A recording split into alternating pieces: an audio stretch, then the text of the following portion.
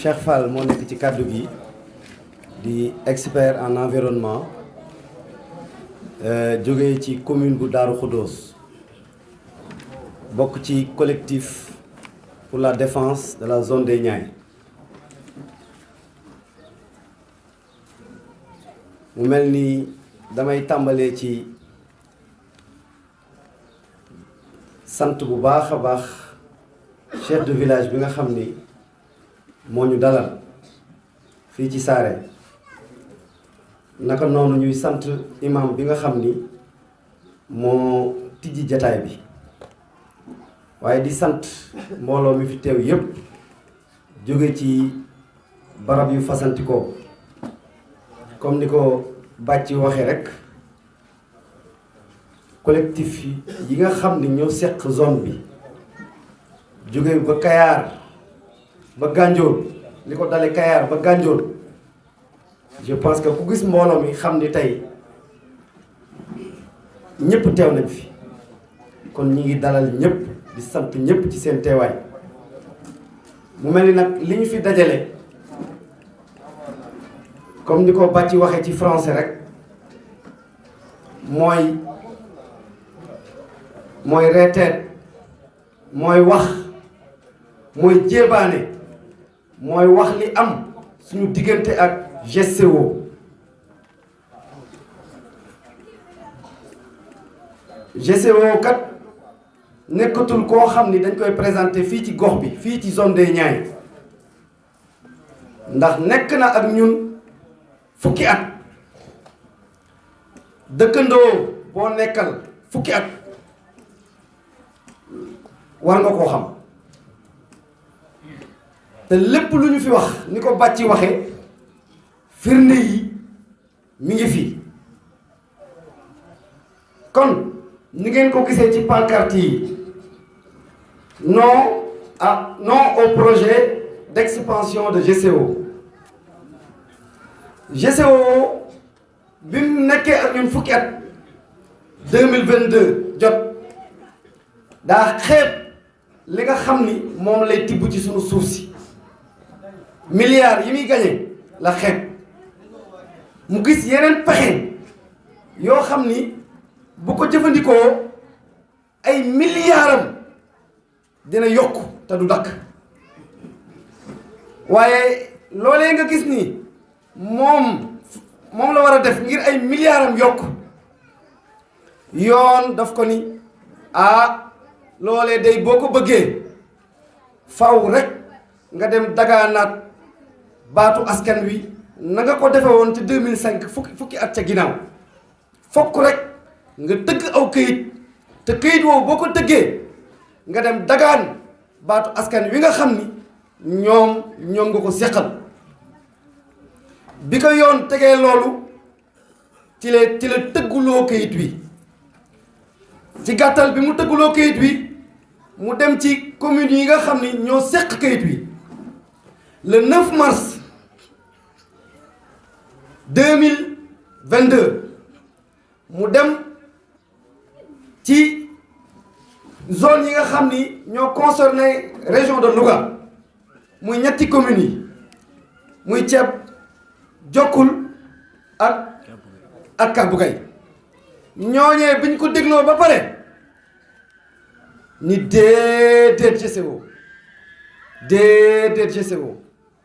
ñun de lii nga ñu présenté ñun de lii nga ñu indil tey d'accorduñu ci muy benn ñu ñëw Darou Khoudoss le 21 avril waa Darou Khoudoss jaar fa waa Lompoul jaaroon ni GCO lii nga ñu indil d'accorduñu ci muy lu leer nañu ni bëccëg léegi nag lan moo tax waa Lompoul waa Louga Kébémer d'accorduñu waa Thiès Tivaouane d'accorduñu ana lan moo tax loolee moo ñu fi dajale tey ndax ñaar ngeen di jàpp moo tax d'accorduñu bi ci njëkk mooy ku ndóbinu rey sa maam boo gisee lu ñuul daw rey na suñuy maam yàgg na ñi mu rey di ngeen dégg seen kàddu léegi nii fi mu mus a jaar di ngeen leen dégg léegi nii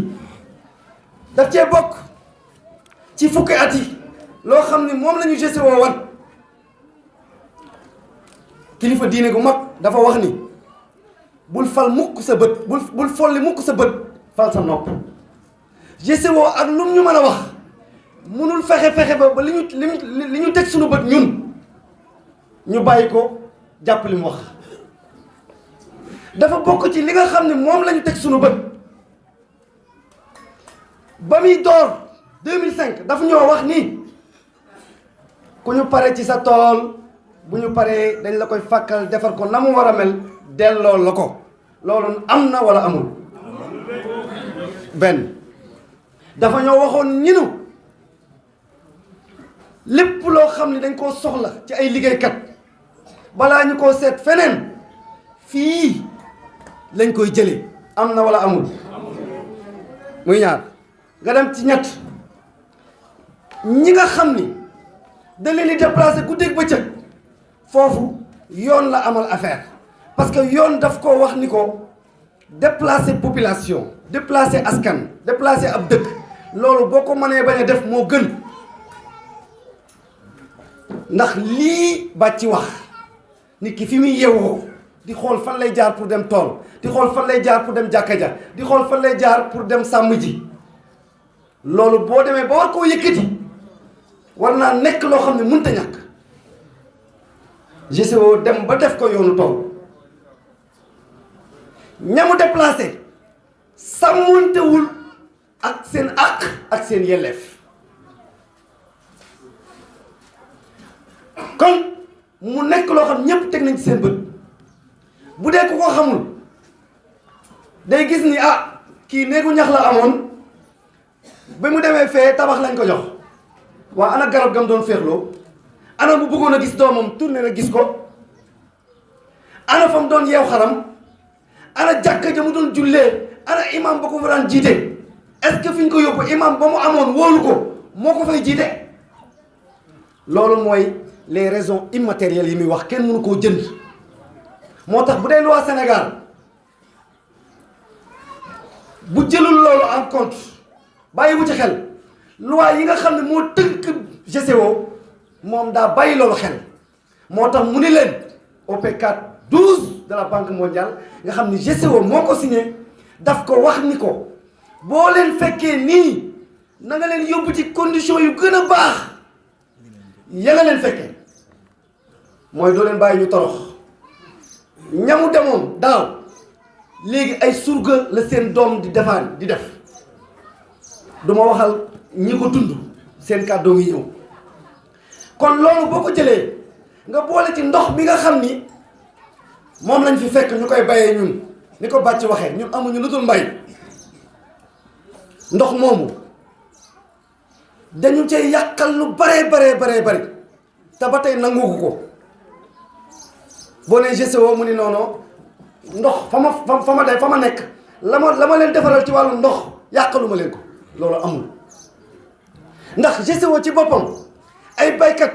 dem nañ ci moom laa xam ko ni ko bis sangam ak bis sangam roosewuma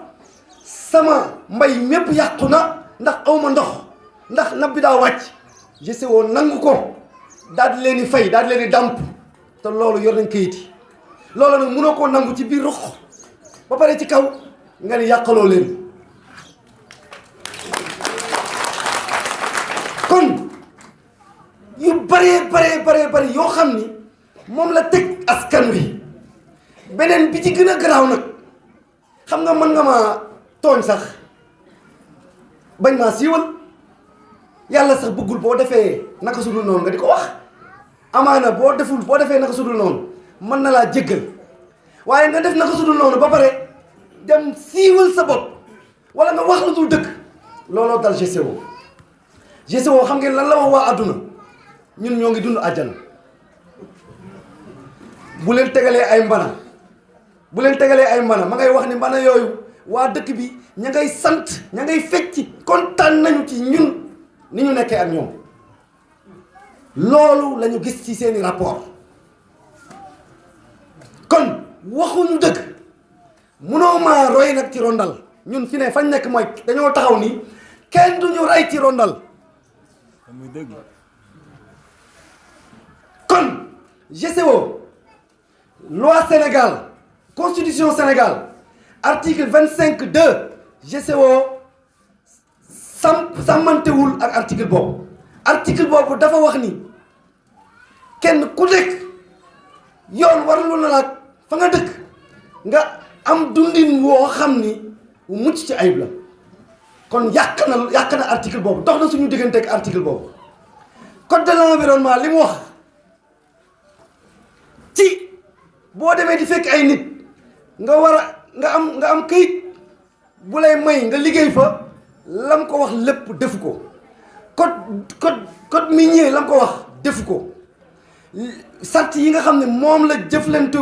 moom la sartonteeg waa bitim réew defu ko waaye ñooñee da leen a gëmloo ni mi ngi koy def ndax ñun population ñun taxawaay bi ci waroon ci fukki at yi weesu taxawee wuñ ko doomu jogoy wax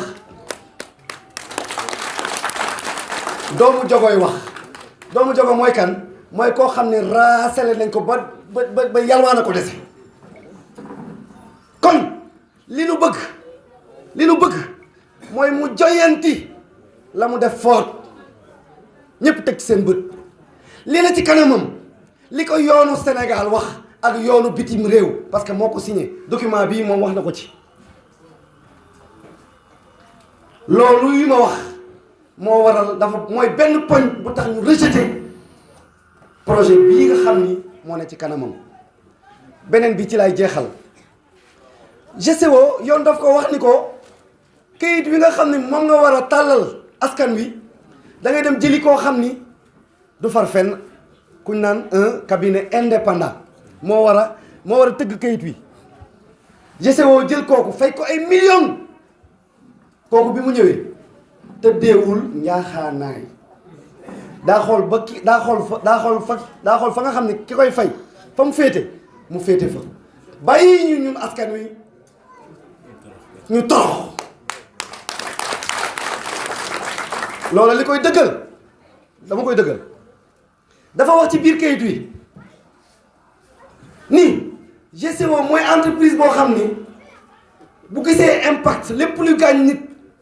moom mooy boo xam ne gis na li gaañ nit yépp bi ñu ko dajalee GCO gis na ko ci fukki at yi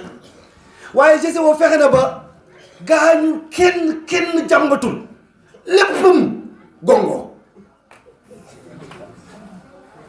moo ko ci tubaab dafa wax les impacts et les risques de GCO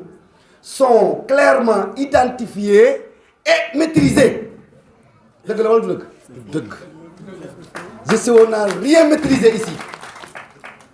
foofu kon daa far moom wax naa ko ca consultation ca audience publique ba sëñ bi da ngaa far ndax ma ni ko 9h ba 19h li nga fi dégg lépp am ñaxtu la ci audience bi yow nga ni c'est maîtrisé loolooy benn ñaareel bi yu mag yi rek la ñuy joxe de am na yeneen yu baree bari ñaareel bi dafa wax maanaam dafa sukkandiku ci étude yu GCO rapport yi GCO yu muy def weer wu jot yi muy defal état du Sénégal ak yooyu ci la sukkandiku pour def liggéeyam waaye mënoo maa àtte mënoo Modou Lo Balla Gaye di bëri nga bëgg a sukkandiku ci cumukaayu Modou Lo pour def sa liggéey mënul sukkandiku ci résultat yi nga xam ni moo nekk ci rapport GCO mu sukkandiku ci pour tëgg li nga xam ni moom mooy liggéeyam moom kon loolu daa bokk ci li tax ñu rejeté ko bokk na ci li tax ñu rejeté ko lu élémentaire lu ndaw loo xam ni bu doon loolu la rek doy nañu rejeté ko dafa wax ni diggante dëkkuwaay yi ak ñoom fi ñuy gas 100 mètres la te yoon dafa wax 500 mètres boo dëggee aw kayit ba pare ñu gis ci ay fautes foog nga defaraat ko munoo fexe ba population yi nangu ko te defaraatoo ko kon ci gàttal suñu diggante ak GCO fii la toll léegi nag nee nañ déedéet ñun population bi moom mi ngi doxal kii wax na ko ñi ngi koy gis foo xam ni daa concerné étude d'expansion bi projet d'expansion bi loolu nag ñi ngi ciy interpellé l'État du Sénégal ñi ngi ciy interpellé le ministre de l'environnement ñi ngi ciy interpellé le ministre des mines et de la géologie rapport bi mu ñu jox dañ ko rejeté ñi ko rejeté nag mooy ñiy toog mooy collectif bi nga xam ni moo regroupé tous les autres collectifs de la zone des Niayes. Rapport rejeté. Rapport rejeté. Rapport rejeté. Rejeté. Rejeté. Rejeté. Rejeté. Rejeté. Rejeté. Voilà kon fi may jeexale mooy li waral suñu daje bii waa collectif de défense des zones de la zone des Niayes dañoo dajaloo ngir xeex ak li dul yoon ci seen diggante ak GCO waa sentinelle du littoral daje di xeex ngir jàmmarloo ak GCO yeneen collectif yi ak FAL bi dëkk Lompul bi nekk Lompul ñooñee ñëpp nag ñoo daje fii tey ngir doon genn kuréel jàkkaarloo ak GCO kon ñi ngi sant ñëpp xam naa ni wax ji am na nu mu demee waaye lépp rek ngir bëgg a defar waaw moom daal 2005 du 2022 2005 du 2022 2005 ba muy dem jogo ay mag la fa fekkoon ñu mel nii booba internet xewul booba xale yi jàngee guñu internet demul ni mu demee kon na teel a xam ni fa mu jaaroon bokkut ak li ne ci kanamam foofu la ñuy yëg yamale kàddu yi.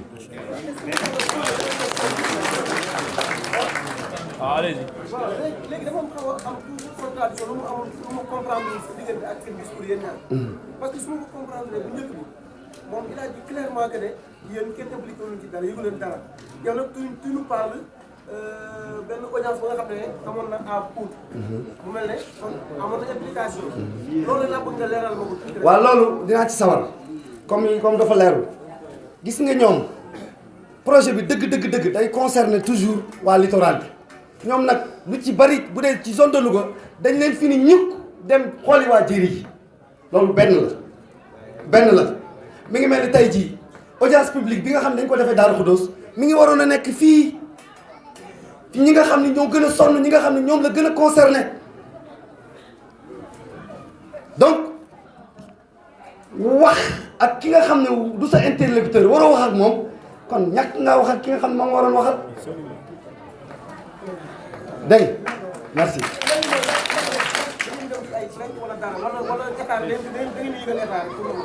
non suñu plan d'action dafa bokk ci li tax ñu daje tey mooy ni mu ko waxee on a un plan d'action tey mooy jal benn ji li ci njëkk tey mooy dajaloo doon benn donc un parmi tant d'autres merci.